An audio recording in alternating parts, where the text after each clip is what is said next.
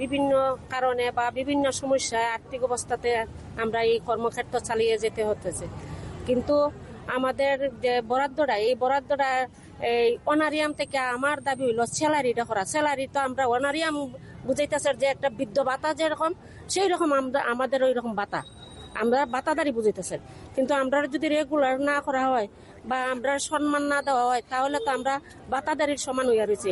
আমি চাইতেছি যে আমরা সব বোনেরা চাইতেছি যে আমরা স্যালারির কোটাটাতে আমরা যেমন ফালানি হয় এবং আমাদেরকে সম্মান করা হোক। আমরা যে কাজের সমবেতন পরিশ্রম অনুপাতে আমরা কোনো কিছু পাইতেছি না। আমাদের দীর্ঘদিন ধরে আমরা বঞ্চিত আমাদের অধিকার থেকে। আমরা ডিএ আমাদের 2017 থেকে আমাদের ডিএ বন্ধ, ডিএ দেওয়া হয় না। তারপরে বাজেটে আমাদের জন্য কিছু দেওয়া হয়নি। তারপরে আমাদের গ্র্যাচুইটিটা হয়েছে, রায় দিয়েছে সুপ্রিম কোর্ট, ওইটা দিচ্ছে না। মেইন এই গ্র্যাচুইটি নিয়ে আর তারপর আমাদের রেগুলারের দাবি নিয়ে। পোষণ ট্র্যাকারের কাজ আমরা যে মোবাইল দিয়েছে তাতে আমাদের হয় না। এই মোবাইল দিয়ে 4G দিয়ে আমাদের হয় না। তার মধ্যে আবার অনেকগুলি ক্রাইটেরিয়া আছে যে শুধু হোয়াটসঅ্যাপ ইউজ করা যাবে আর আমাদের এই পোষণ ট্র্যাকারটা ব্যবহার করা যাবে, ইউটিউব ব্যবহার করা যাবে, বাকি কোনো কিছু ব্যবহার করা যাবে না। তা আমাদের 1 বছরে যদি আমাদের মোবাইলের রিচার্জ করতে হয় তাহলে আমাদের 3600 টাকা লাগে, কিন্তু আমাদেরকে ডিপার্টমেন্ট দিচ্ছে 2000 টাকা। বাকিগুলি আমাদের পকেট থেকে ভরতে হয়। আমাদের রেলের মূল উদ্দেশ্য হলো আমরা গ্র্যাচুইটিটা পেয়েছি, কিন্তু সরকার আমাদের গ্র্যাচুইটিটা দিচ্ছে না। অতি সত্বর 3 মাসের মধ্যে গ্র্যাচুইটিটা প্রদান করতে হবে। আর 1 নম্বর। 2 নম্বর হলো আমরা অবসরকালীন সময় 10,000 টাকা অঙ্গনওয়াড়ি ওয়ার্কার এবং 7,000 টাকা হেল্পারকে দিতে হবে। 3 নম্বর, আমাদের সমকাজে সমবেতন দিতে হবে। আমরা দীর্ঘদিন থেকে লাঞ্ছিত বঞ্চিত।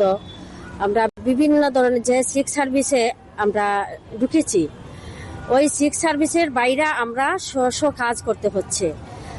আমরা বেনিফিট ভাতার কাজ করতে হচ্ছে, ইলেকশনের ডিউটি করতে হচ্ছে, বিভিন্ন ধরনের আমাদের সিক সার্ভিসের বাইরে বিভিন্ন ধরনের কাজ করতে হচ্ছে, কিন্তু আমাদের যে অনারিয়াম সেই অনারিয়ামটা আমাদের এখন পর্যন্ত বাড়ানো হয়নি। কাজের পরিপ্রেক্ষিতে আমাদের কোনো অনারিয়াম বাড়ানো হচ্ছে না। আমরা চাই এইবার আমরা অনারিয়াম নয়, আমাদের বেতন হিসাবে করতে হবে। আমাদের আগে যতদিন কর্মক্ষমতা ছিল ততদিন আমরা করব এই কাজ, কিন্তু এইবারে আমরা দেখছি যে আমাদের 60 বছর পূর্ণ হয়ে গেলে আমরা সেন্টার ছেড়ে দিতে হয়।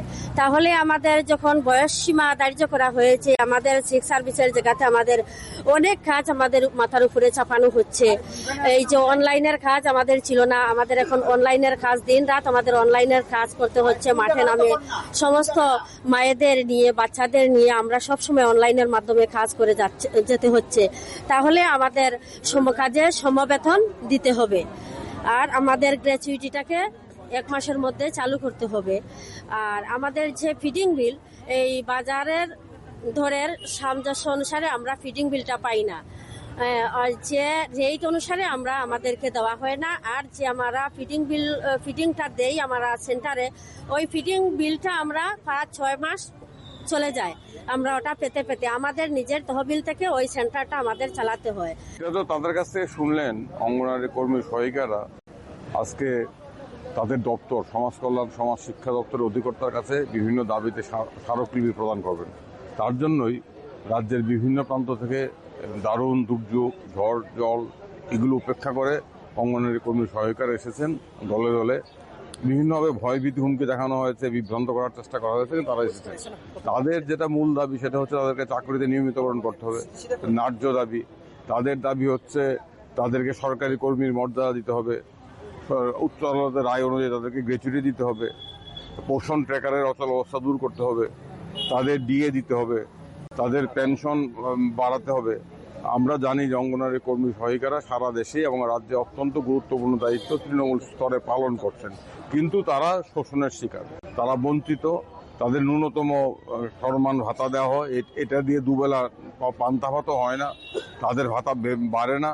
তারা আইনি দায়িত্ব পালন করেন, খাদ্য সুরক্ষা আইনে, শিক্ষার অধিকার আইনে তারা অত্যন্ত গুরুত্বপূর্ণ দায়িত্ব বলে শিশুদের পরিচর্যা, মায়েদের পরিচর্যা এগুলো তারা করেন এবং এগুলো জন্য জাতি তাদের কাছে ঋণী।